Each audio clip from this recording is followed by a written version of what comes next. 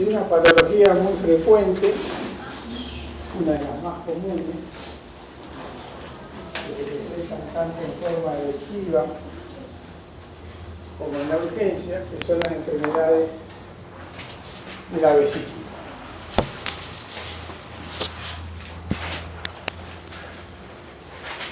¿Cuál es la patología más común, más conocida? La litiasis biliar. Yo no le voy a hablar de la génesis, de los cálculos, finitos, porque es largo, tedioso, y lo van a encontrar en todos los libros, sino más bien en la parte práctica, de los estudios complementarios y de cómo se presentan clínicamente. Y menos común es la patología tumoral, que como toda patología tumoral puede ser benigna o maligna, y otras patologías menos frecuentes. Bueno. ¿Ven bien? La litiasis es la patología más frecuente. La litiasis, desde el punto de vista clínico, puede ser sintomática o asintomática. Hay pacientes que tienen cálculos diagnosticados por otro motivo, por ecografía, por lo que sea, y no tienen ningún síntoma. Y otros pacientes que son muy sintomáticos. Hoy en día, ¿cuál es el estudio de elección para la litiasis vesicular? La ecografía. La litiasis vesicular es mejor que la tomografía.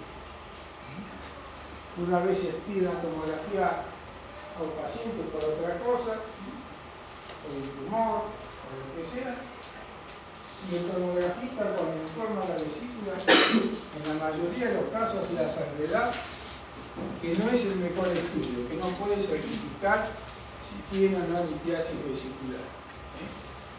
Porque la ecografía es superior a la tomografía. Y acá tienen distintas imágenes, donde ustedes pueden ver distintos tipos, no tengo puntero, de cálculos vesiculares. Incluso de algunos cálculos coledocianos. Ahí se alcanza a ver el colédoco. Para la vesícula, esa es una pregunta que siempre le hacemos, que es práctica. La ecografía tiene un 90% de efectividad, más del 90%. Eso depende del aparato y del operador, pero en líneas generales tiene más del 90% de efectividad. No así en la litiasis coledociana, donde la efectividad baja a la mitad. Muchas veces hay pacientes que uno cree que tienen cálculos coledocianos y la ecografía o no lo ve. Yo, por ejemplo, ahora tengo un paciente, un ingeniero, que tiene una litiasis vesicular múltiple, sintomática, y que tiene las enzimas movidas. ¿Cuál es la enzima predictiva de la litiasis coledociana? Y mejor, la más específica, la gamma-glutamitrapeptidasa. Cuando la gamma-glutamitrapeptidasa está movida, uno tiene que sospechar que puede haber un cálculo coledociano. Y ese cálculo a lo mejor no le da ictericia, porque no está fluyendo. En el laboratorio preoperatorio está movido, y bueno, uno tiene que sospechar. El muchacho, por ejemplo, tuvo un intenso dolor, seguramente tuvo una migración de la vesícula a la vía biliar, y eso se ve traducido en el aumento de la gamma-glutamitrapeptidasa. ¿Y cómo yo sé en forma efectiva se tiene con una litiasis en la vía biliar. ¿Qué haría el estudio? Preoperatorio. ¿Qué estudio le pediría? Porque si yo lo voy a operar, me saco la vesícula y le hago un cálculo en el colédoco, no le hago ningún favor. ¿Qué estudio hoy en día existe? Y algo que sea menos invasivo, porque la colangiopapilografía retrogranulotópica, o colangiografía sola retrogranulotópica, no es un estudio de mortalidad. Tiene sus complicaciones, es un tipo de porcentaje por la complicación. ¿Qué estudio menos cruento? Que tiene bastante efectividad para identificar una litiasis, que en un tubito de colédoco es un tubito como esta virón. Ecográficamente no tiene que tener más de 6 milímetros de diámetro. Eso no te lo porque van a pedir, siempre te van a dar ejemplos, preguntas, el colédoco tiene 10, 15 milímetros. ¿Cómo lo pueden diagnosticar? ¿Con qué estudio? Con una colangioresonancia. Una colangioresonancia tiene casi la misma efectividad que una colangiografía retrogranulotópica.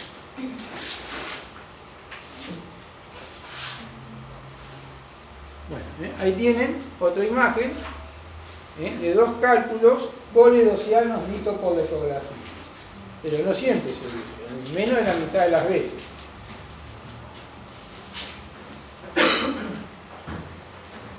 Y acá tienen una imagen de un cálculo dentro de la vía biliar.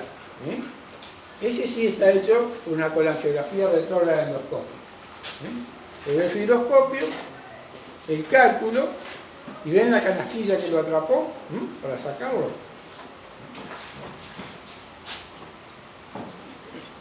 Y acá tienen lo que decía recién, una colangioresonancia.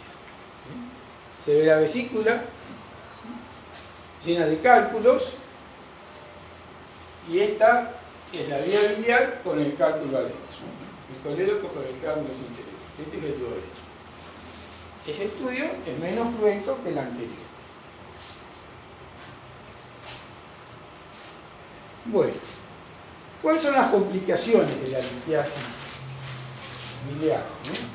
Si viene un paciente a su consultorio y dice, mire doctor, que es lo que ustedes van a ver, que lo que nosotros queremos que sepan, a mí me diagnosticaron una litiasis vesicular, sacando la ecografía y me dijeron que si no me opero, se me puede complicar. Pero no me dijeron con qué, nadie me explicó.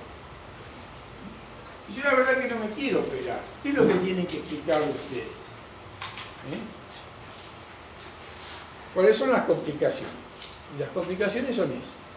La colecistitis aguda, el síndrome coledociano litiásico, la colangitis y la pancreatitis aguda biliar. Cuando nosotros en los exámenes siempre le preguntamos esto, cuáles son las complicaciones. Muchísimas veces lo primero que nombran es el hilo biliar. No sé si porque en los libros está subrayado, el sitio es grande.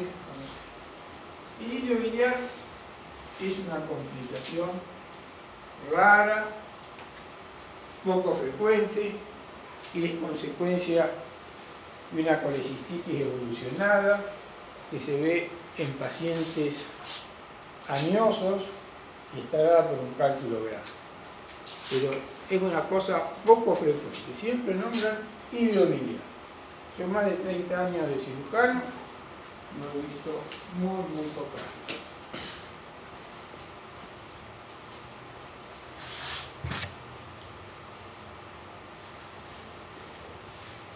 Y la colecistitis aguda.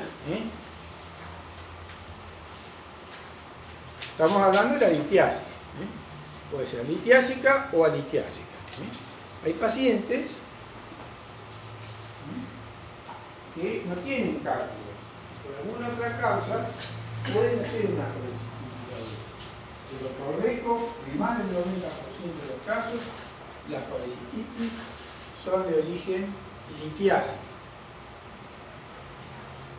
¿Y por qué un paciente, acá a lo mejor hay alguno que podría tener un cálculo más en la vesícula, y está bien ahora, y dentro de 2 días puede hacer una colecistitis aguda? ¿Por qué motivo? Los cálculos a lo mejor los tiene hace 10 años.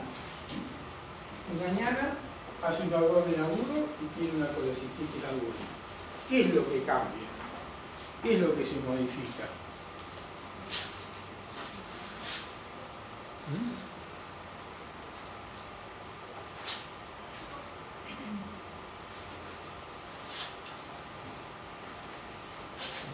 El cálculo que estaba libre, o los cálculos que estaban libres en el interior de la vesícula, uno se enclava. O puede ser más grande y ocupa este volumen, o puede ser más chiquito y se enclava. Impide el vaciamiento de la vesícula. Y eso es lo que causa que el paciente, de saber que tiene la litiasis durante mucho tiempo, por ahí el cálculo se enclava y hace la colecistitis aguda. ¿Qué es lo que favorece que un cálculo se enclave? ¿Cómo funciona la vesícula? Cada vez que la primera parte del intestino delgado, al duodeno, llega alimento, la vesícula se contrae, se estruja con un globito, porque tiene músculos en las paredes. Al llegar alimento se segrega una hormona que se llama colecistocinina, el estímulo nervioso, y la vesícula se contrae. Cuanto más graso el alimento, más fuerte es la contracción de la vesícula. Entonces, mayor posibilidades hay de que un cálculo se enclave. Como yo lo explico a los pacientes, hacemos el dibujito o lo parecido. Cuanto más graso, una bolsita llena de piedritas que se contrae. Entonces, hasta que el paciente, si tiene síntomas, hasta que el paciente se opera, lo que uno tiene que hacer es darle una medida hipoglásica que no estimule la contracción de la vesícula. Pero así y todo, comiendo una hojita de lechuga y una pechuga de pollo, la vesícula se contrae igual.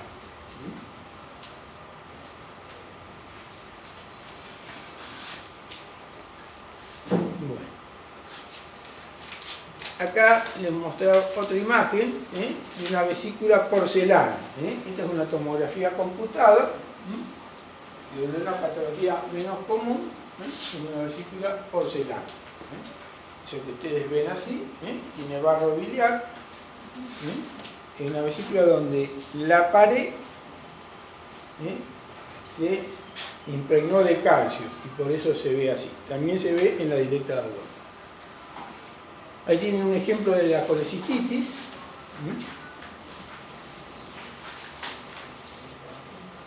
Acá está el cálculo enclavado, este cálculo estaba libre, esta es la sonda transónica posterior y acá está toda la pared inflamada. Clínicamente, ¿por qué se caracteriza la colecistitis?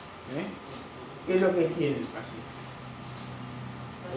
Dolor abdominal, que se puede variar al dorso, fiebre, náuseas, vómitos. Habitualmente la veniculina no aumenta. ¿Qué es lo que aumenta? Los glóbulos blancos.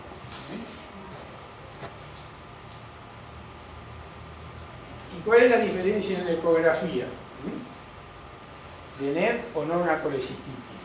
Le hacemos una ecografía, que es el método de elección, y se ve el cálculo enclavado, la vesícula distendida y la pared engrosada por el veneno.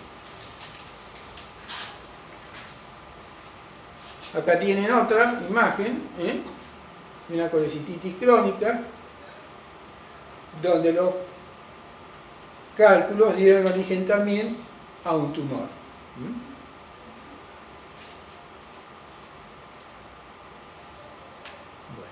Y yo les he hablado de la colecistitis alitiásica. Más del 90% son litiásica, por un cálculo. Estaba listo y se enclavó.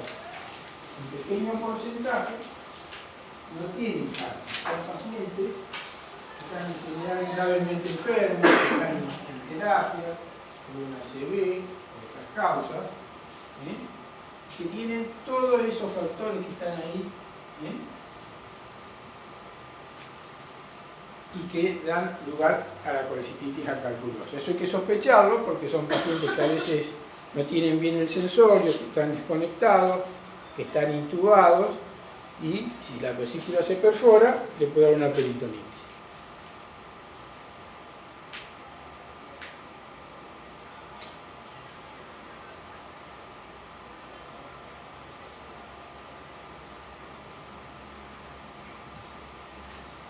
Bueno, acá tienen las manifestaciones clínicas, lo que yo les decía recién, se lo van a encontrar en todos los libros, de la colecistitis aguda. El paciente que tiene la colecistitis aguda es el paciente que generalmente viene a la guardia, porque ustedes que toca trabajar en un servicio de emergencia van a ir al domicilio, y que decir, yo estaba bien, sabía que tenía cálculo, nunca me pasó, no me quería operar, o que ni sabía que tenía cálculos, tenía dolores cólicos, se tomaba una bucapina, que también no le pasaron, y bueno, y desarrolló la colecistitis. ¿Qué es lo que tienen que hacer ustedes en forma práctica? El paciente viene a la colecistitis, pero tienen en la guardia, porque uno a veces lo ve en el consultorio, entonces el paciente que yo no conozco, que viene al consultorio acá al hospital, y viene con un cuadro de abdomen agudo. Entonces, ¿qué hay que hacer? Mandarlo a la guardia. Eso desde el punto de vista práctico. En general no es un paciente ambulatorio. No sé si ya vieron la clase de abdomen agudo, la colecistitis es de las causas más frecuentes del abdomen agudo. ¿Y qué hacen con ese paciente? Primero, el diagnóstico. Y hacer los diagnósticos diferenciales. Porque el paciente no viene con un cartelito, yo tengo una colecistitis. Salvo que alguien le haya hecho una ecografía, pero si no, no viene con un cartelito. Un abdomen agudo. Hacer los diagnósticos diferenciales y pedirle los estudios. Viene la enfermera, viene la jefa de guardia y dice, ¿qué vamos a hacer, doctor, con este paciente? Y un abdomen agudo. Uno no sabe. Es un laboratorio, a veces es difícil diferenciarlo de otro abdomen agudo, tiene mucho dolor. ¿Con qué otro abdomen agudo lo diferenciaríamos? Una apendicitis, ¿qué más? Una pancreatitis. ¿Cuál sería la diferencia con una pancreatitis? Una colecistitis en el laboratorio. La mitad. La colecistitis, si se llegara a mover, puede ser típica. Con la pancreatitis, la amenaza está muy alta. Entonces, es una manera de diferenciar.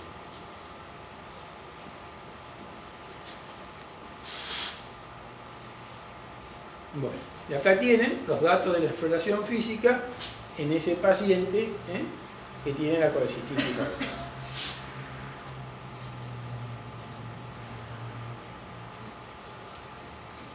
La colecistitis aguda no es una emergencia. No es para ir un paciente en una camilla y correr a meterlo en quirófano. Un paciente que puede esperar. Primero, certificar el diagnóstico. Estar seguro. Ver que no haya cálculo en la vía del diablo. Por ejemplo, tiene una colecistitis y aparte está estéril. Ya lo van a ver cuando vean síndrome coledociano. Ese paciente no es para salir corriendo. Hay que tener cuidado con los ancianos y los diabéticos porque a uno se le puede pasar, no tener muchos síntomas. ¿Y cuál es una de las complicaciones agudas más importantes de la colecistitis? La perforación. Si uno diagnostica, lo manda a la casa, tiene un sulfamónico, lo que sea, puede desarrollar una perforación. Esa perforación es que va a dar origen a una peritonitis. Y acá tienen algunas secuelas. La que se va a perforar, la colecistitis ganglionosa, la perforación, y mucho Más alejados, las fístulas biliodigestivas o colecistoentéricas y el hilio biliar.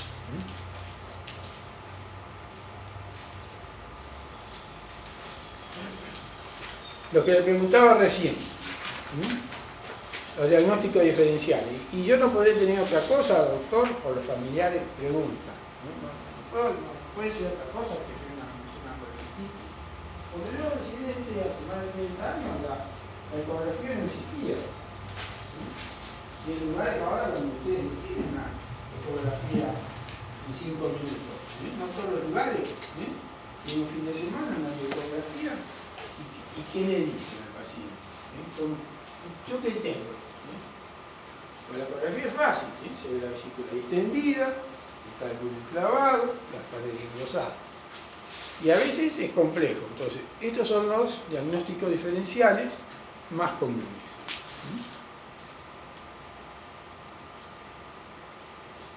¿En qué se basa el diagnóstico? Acá lo tienen en este cuadrito. Esta es la respuesta clásica del organismo ante un diagnóstico de colecistitis aguda. Fiebre, leucocitosis. Le hago hincapié en esto porque son las patologías más frecuentes que ustedes pueden ver en la urgencia. En la guardia, cuando es un domicilio, o le pueden llevar al consultorio el paciente con una colecistitis. Si ustedes tienen dudas, no mandarlo a la casa, como todo bien.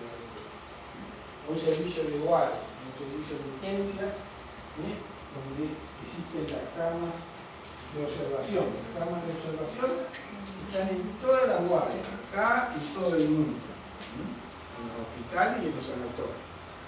Uno no sabe qué tiene, no lo interna como para que se quede 15 días, sino que queda en la guardia.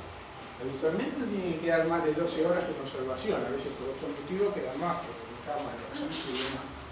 Y en ese tiempo, en ese lapso de tiempo, es que el médico tiene para hacer las interconsultas, los servicios y pedirle todos los exámenes complementarios para afinar el diagnóstico y tener una certeza mayor.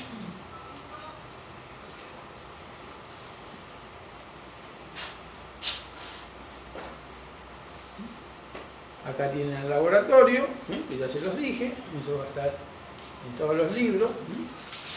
Y ecografía, estudio de elección.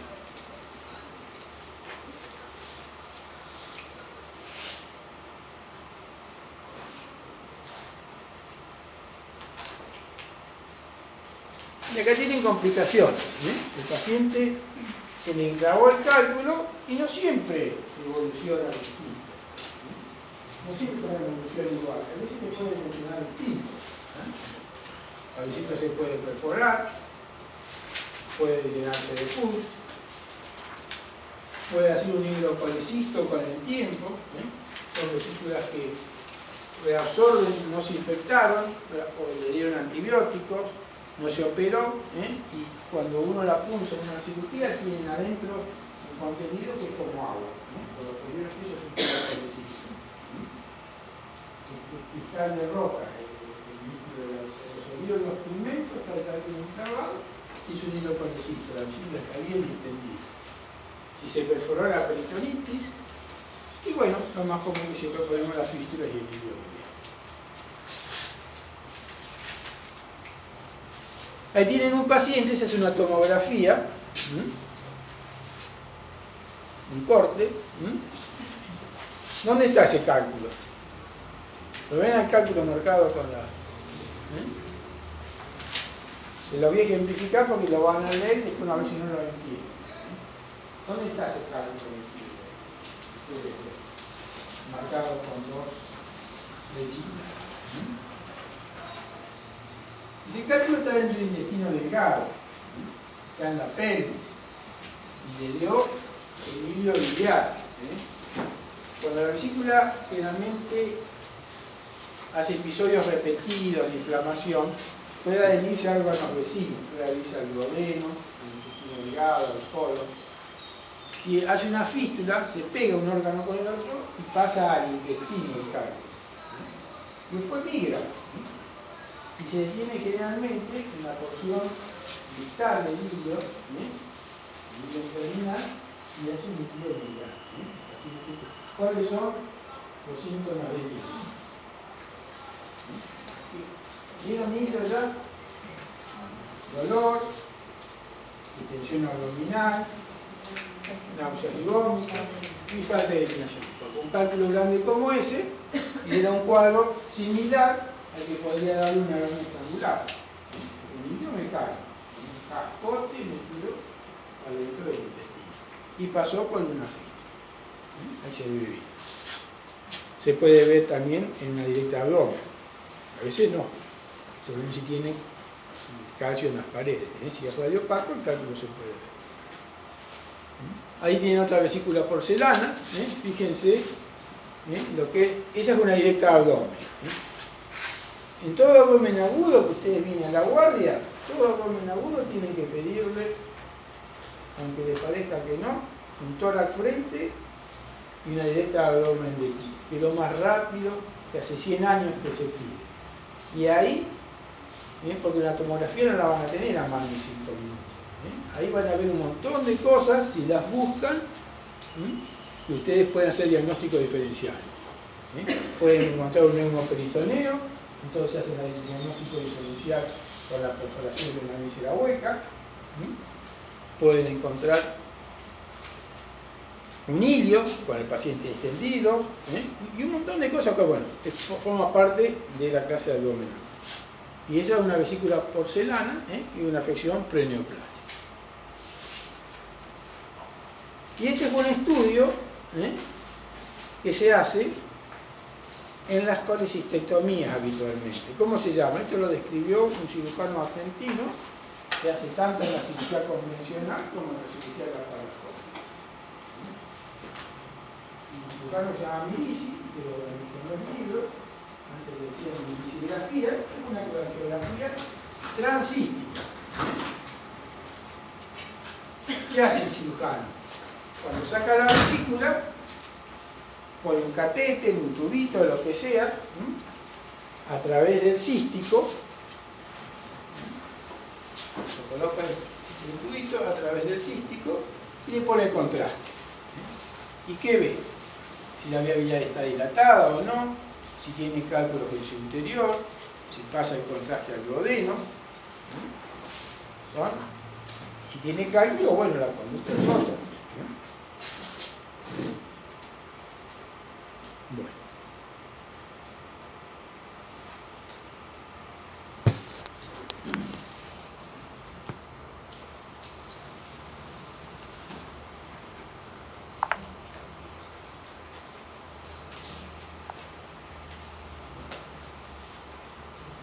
A la patología de la vesícula, tratamos de mostrar no para que sea pena molecular, sino como cultura general, lo que es la cirugía ureoscópica. Hoy en día, para la patología vesicular, el tratamiento de elección, ¿cuál es? Si ustedes tienen cálculos, si ustedes tienen una colecistitis u otra enfermedad de la vesícula, ¿cuál es el tratamiento de elección? ¿Qué cirugía? Hasta hace 20 años no era así, durante 10, 12 años hacemos la cirugía convencional, la escuela laparoscópica no existía. Una cosa en la historia de la medicina reciente, que hoy parece común, porque ustedes empezaron a estudiar y demás, ya estaba desarrollada. La cirugía laparoscópica en el mundo se desarrolló en los últimos 20 años.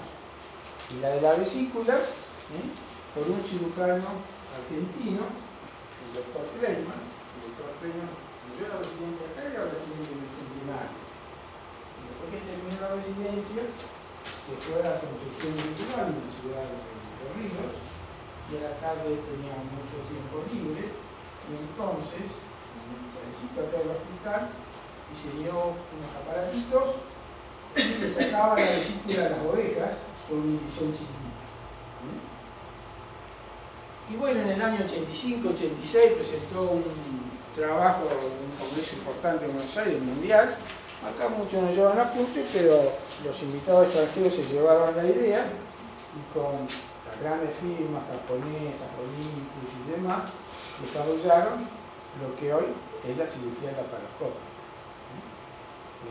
El mérito es de los libros, acá no están reconocidos, como pasa siempre, porque ustedes buscan cualquier libro, en Francia, en Estados Unidos, en Alemania, cirugía laparoscópica, y van a ver a él como uno de los pioneros de desarrollo en base a eso. ¿Qué es cirugía videoscópica? Cirugía videoscópica es la que se hace a través de video. Antes, los laparoscopios ya existían, pero miraban por el tubito. Ahora la laparoscopia, los ginecólogos hacen la laparoscopia de las mujeres para la fertilidad y demás, ponen un tubito a través de la lógica y que hay ahora, pero no había el video. Miraban, una visión limitada y demás. A ese tubito se le agrega una cámara y ahí sacan una señal que la pueden poner en cualquier lugar, en el monitor, la pueden proyectar vía satélite, en directo, lo que sea. ¿Para qué sirve la cirugía videoscópica? ¿Para qué puede servir? Para diagnóstico primero, para dar un caso. Por ejemplo, tiene un paciente con cáncer de estómago, que le hace una tomografía, que no se sabe si es operable o no, y puede servir para el diagnóstico de una carcinomatosis peritoneal. ¿Qué es la carcinomatosis peritoneal? Todavía no tiene una carcinomatosis peritoneal. Es la diseminación en el peritoneo de algún tumor, que aumenta abdominal, el ovario, el estómago, y es muy pequeño, eso no se ve en ningún estudio, ni en la tomografía, ni en la resonancia, y entonces sirve para hacer ese diagnóstico. Ese paciente entonces, en vez de hacer una laparotomía como hacíamos antes, la laparotomía exploradora pasó a la historia. Antes uno iba a la pizarra en un sanatorio de un hospital y lo iba a notar en la pizarra laparotomía exploradora. ¿Qué es? Ahora es laparoscopia. La laparotomía, tomía y significa. ¿Tomía qué significa? Tomía. Cortar, abrir. Entonces, abrir la pared, laparotomía. ¿A ustedes les gustaría que le hagan una incisión en todo el abdomen para ver qué es lo que hay adentro? No, a nada. Hay métodos de diagnóstico ahora que hacen que no sea necesario. La ecografía, la tomografía, la resonancia. La tasa no, hoy es raro ver una laparotomía exploradora. Lo que se hace es la laparoscopia. Por ejemplo, un caso. Ustedes habrán usado ginecología. Enfermedad pelviana inflamatoria aguda.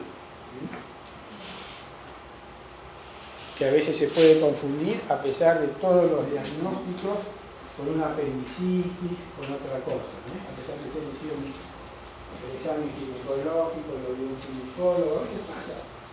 No sabemos si tiene una apendicitis, no sabemos si tiene una enfermedad pelviana.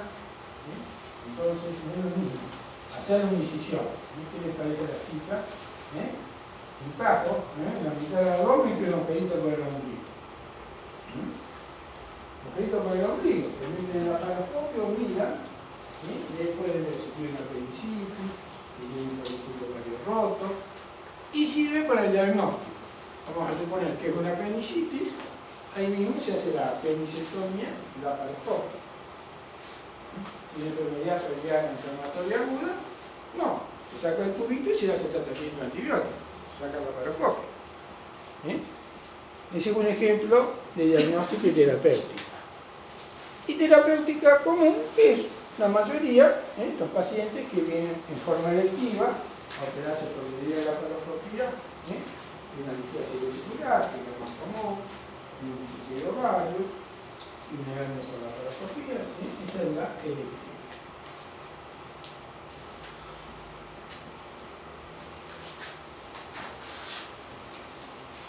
Bueno, acá tienen los beneficios, lo que les decía recién. Menor dolor postoperatorio, una cirugía convencional, da dolor, el paciente no respira bien, se le duele, pasa analgésico, puede tener complicaciones respiratorias, la cirugía laparoscópica no existe, no hay infección de las heridas generalmente, no hay formación de adherencias, que en las mujeres es muy importante, las cirugías convencionales, buscan adherencia, al estar expuesto al aire, al manoseo con los guantes quirúrgicos, eso puede empezar la sensibilidad, cirugía laparoscópica prácticamente no da adherencias. Menor tiempo de internación, hoy es ambulatorio. Antes una vesícula estaba 4 o 5 días internado, al abrir el abdomen, había alivio postoperatorio, necesidad paralizada, 1 o 2 días, luego se pone en forma nasogástrica. Eso no ocurre ahora con esta cirugía, porque los pacientes se operan a la mañana y a la tarde se van a la casa. Finalmente operan en un centro de cirugía ambulatoria, que es lo ideal para este tipo de cirugías. Se operan 7, 8 de la mañana y 4 o 5 de la tarde se van caminando a la casa.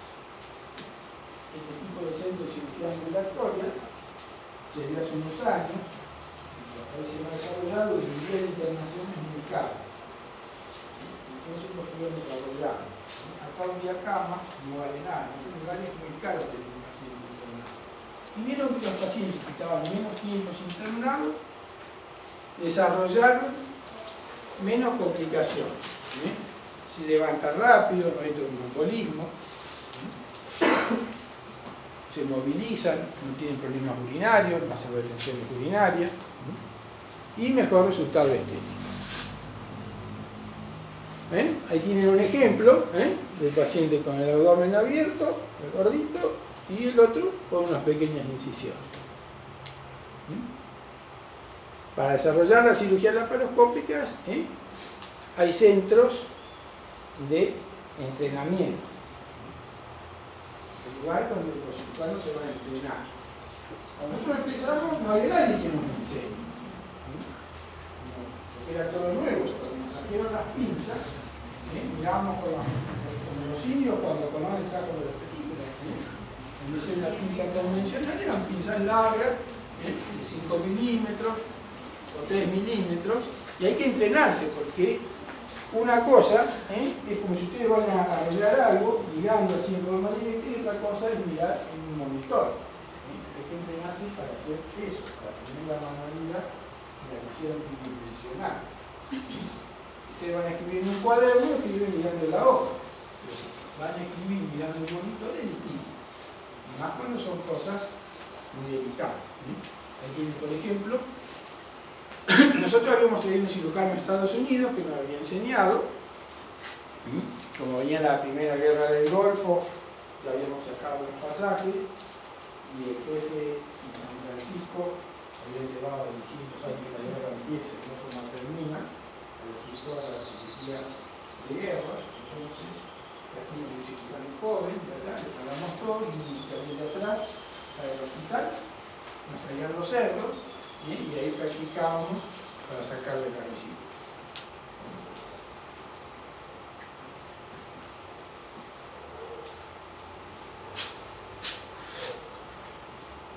Esta es la agresividad de un procedimiento quirúrgico convencional. Por eso que al paciente todo esto lo deteriora más, hace que la cirugía por la laparoscopía tenga una serie de ventajas sobre la apertura amplia de la pared. El paciente después le duela tanto que le debe dificultad para caminar. Si ustedes ven un paciente operado con cirugía convencional, a veces no se quiere ni levantar de la cama porque le duele, porque le tira el óptico, y son las ventajas que tiene sobre él. Las eventraciones, hoy en día todavía estamos, ustedes saben lo que es una eventración, la hernia de una herida, la eventración monstruosa,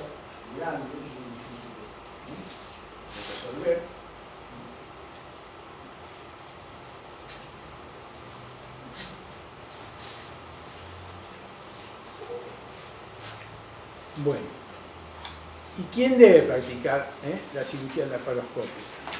Porque al principio cuando salió parecía que había que comprarse un aparato de cirugía laparoscópica y hacerlo. Y la cirugía laparoscópica es más difícil y tiene complicaciones más graves que la cirugía convencional. Porque es como si ustedes le meten una gran aguja adentro, como un arma blanca, como un sable que tienen adentro del abdomen. Y si lo mueven a diestra y siniestra, se va a producir las mismas lesiones que puede producir un arma blanca. Entonces, necesita un equipo quirúrgico que sepa hacerlo, que esté entrenado y con el equipamiento adecuado.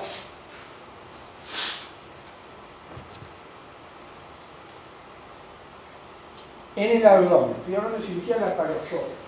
El título fue cirugía videoscópica, para decirles que hay cirugía videoscópica que puede ser del tórax, que puede ser del hombro, como la laparoscopía, y esto es cirugía laparoscópica. En el tórax, por ejemplo, no necesitan neumoperitoneo. ¿Por qué no?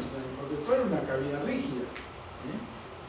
Si usted hace una intubación selectiva, uno de los pulmones se retrae y ya pueden trabajar. En el abdomen no. Si yo le meto una pinza larga adentro, primero que no se ve nada, porque es oscuro, porque es iluminado.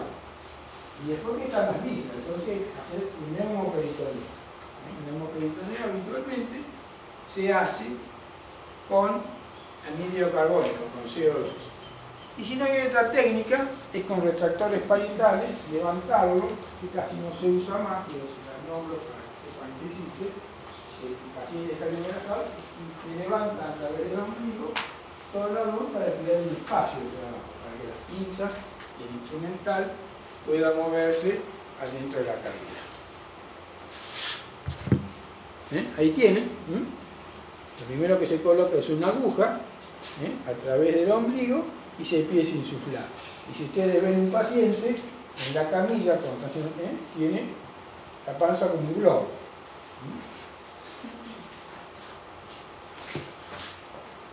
Todo esto hay que saber hacerlo porque tiene sus riesgos. Esto es un gráfico. Pero hay pacientes que pueden estar operados previamente de otra cosa, que pueden tener adherencia, que han tenido una cesárea, que han tenido otra cirugía. Entonces, esta agujita puede meterse adentro del intestino, en vez de meterlo en la cavidad. Sí, hay una serie de cosas. Parece sencillo así. Ahí tienen la cavidad de trabajo. El abdomen distendido, esa es una cirugía ginecológica. Continuamente se le insufla anhídrido carbónico para que el abdomen se mantenga distendido y el cirujano y sus ayudantes puedan mover el instrumental. Este es el laparoscopio. Por acá, este es el ojo que ve todo.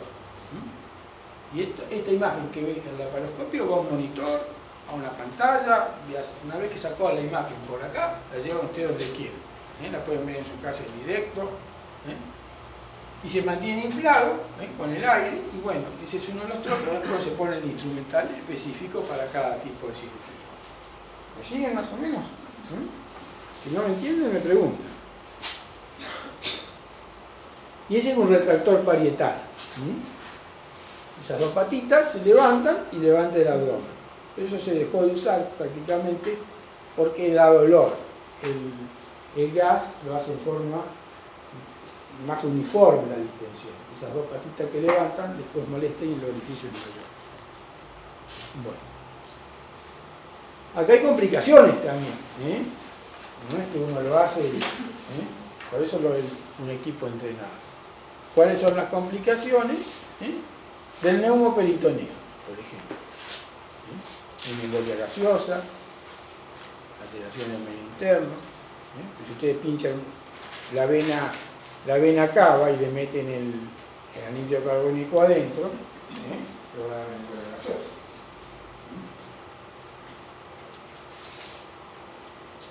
Enfisema subcutáneo, a veces el gas se difunde por algún lugar, se toca que no anda bien, o algún hiato muy animal, Y estos pacientes que han tenido patrocinios cirujano en la prueba. Se va, pero bueno. El hemomediatino, que es más grave. Toda la colocación dentro de la cavidad del instrumental de los trócares puede dar lugar a lesiones vasculares. Hemos visto lesiones de la aorta, de la vena cava inferior, al poner un trócar. Todo tiene sus técnicas. Es una cirugía que existe un equipo entrenado. Nosotros los residentes, por ejemplo, acá, primero le damos una clase parecida a esta, y bueno, hay un poco bajo el día del tema siempre, y después van a ver las cirugías, después no hacen nada más que mostrar con el laparoscopio, con la cámara, el ojo, y después recién van aprendiendo en los años posteriores a hacer el procedimiento.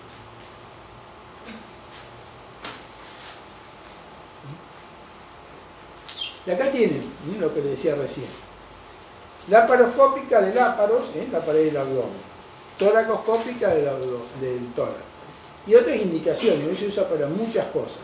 En cirugía plástica, en cirugía vascular, la cirugía endoscópica, o sea, endobluminal, también forma parte de la cirugía videoscópica. En neurocirugía.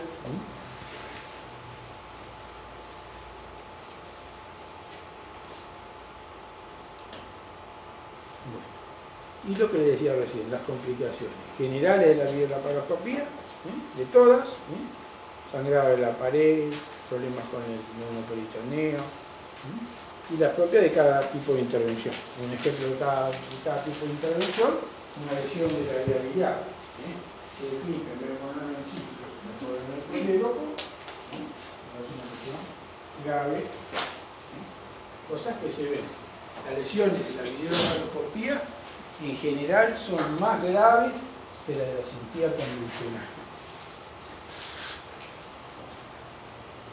Pero acá hay una foto que no está muy buena, de un quirófano de donde se hace cirugía laparoscópica, parecida a lo que ustedes van a ver en muchos lugares, donde hay una torre de video con todo el instrumental, con un monitor que no difiere mucho de un televisor donde ven la novela ustedes en su casa, ¿no?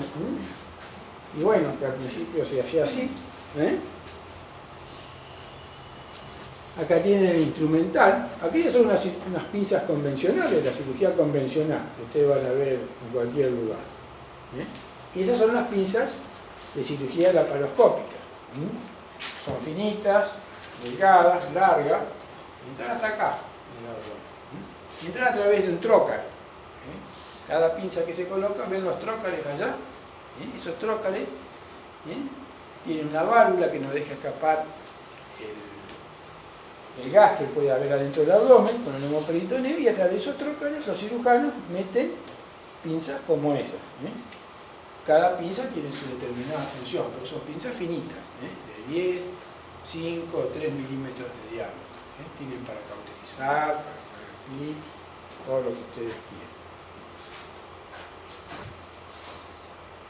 Y este es un quirófano moderno, es distinto que el otro que lo mostré, ¿no es cierto? Este es un quirófano moderno de cirugía laparoscópica, para hacer cirugía laparoscópica de alta complejidad. Tienen monitores de alta resolución, monitores que se llaman de grado médico, que cuando ustedes los vean van a decir, ¿por qué no puedo ver una película así también? Porque tienen alta resolución, son monitores nada que ver con los convencionales. Y en general todas las cosas bajan del techo, lo que ayuda a la limpieza de los quirófanos, las ruedas que van por todos lados, esas torres que no eran que circulan, que los aparatos traquetean, que son muy sensibles, se rompen, ahí se baja todo del techo, y tienen distintos monitores. Uno puede mirar el ayudante, el otro puede mirar el cirujano. Este es uno de los equipos más modernos que hay. Y otra cosa, para que ustedes van a leer, van a ver, es la cirugía robótica. La cirugía robótica es la misma cirugía que hacen los cirujanos, nomás que lo maneja un robot. Ahí está. Ese que está allá, Hubo uno o dos anteriores y este se llama Da Vinci. Es una empresa muy grande de Estados Unidos. Y ese robot lo maneja un cirujano con experiencia. El robot es muy caro, el robot en sí, y es muy caro mantenerlo, porque el mantenimiento de eso, la calibración de eso, es muy específica. Y vale muchos miles de dólares mantenerlo en funcionamiento donde esté calibrado. Y a través de los mismos trócares que les mostré recién, que ustedes, el cirujano trabajaba con la mano, haciendo las cosas, acá lo hace el robot. Acá, por ejemplo, este brazo, ahí están plegados los brazos, pero por ejemplo, este brazo, lo que entra al paciente nada más que el tubito, el roto es todo un brazo que lo sostiene, este es el laparoscopio. Eso lo maneja un solo cirujano a través de una consola. Hay que entrenarse. Y ahí tienen, por ejemplo, fíjense la punta de una pinza robótica. Fíjense lo delicado del mecanismo. La pinza que yo les mostré anteriormente, la rígida, la que hacemos habitualmente, es toda articulada, y fíjense los movimientos que hace. Para cirugías complejas, como puede ser, por ejemplo, una hernia hiatal, que está en la base del tórax, en el diafragma, la hernia, esa manito, fíjense la movilidad que tiene, como que supera a la muñeca y a la mano humana, porque la pinza que puede mover el cirujano, la clínica puede tener un poco de angulación, pero no es ligero, delicado por ese mantenimiento. Y el personal, no como nos pasa a nosotros, que por ahí termina la cirugía y el instrumentista, director de instrumentista, tiene una pinza, un laparoscopio sobre una mesada, que pone un laparoscopio de $5.000 y no valoran el esfuerzo, no cuidan las cosas, que tanto cuesta comprar, sobre todo en nuestro medio. Un laparoscopio, un tubito así, vale $5.000. Entonces, están cansados, van para lavarlo, lo tiran en medio con el peso de una mesada de mármol, se rompe los ojos de esta manera.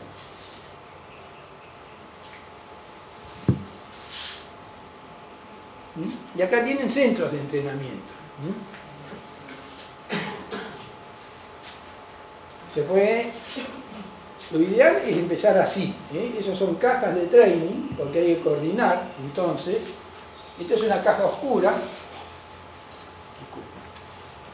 Esta es una caja oscura donde adentro se puede poner lo que quiera, una cajita de fósforo, hacer suturas, romper los fósforos, sacarle la cabecita, y eso uno maneja la cámara, uno de los cirujanos, y los otros la pinza, y lo ven en un monitor ahí lo que están haciendo.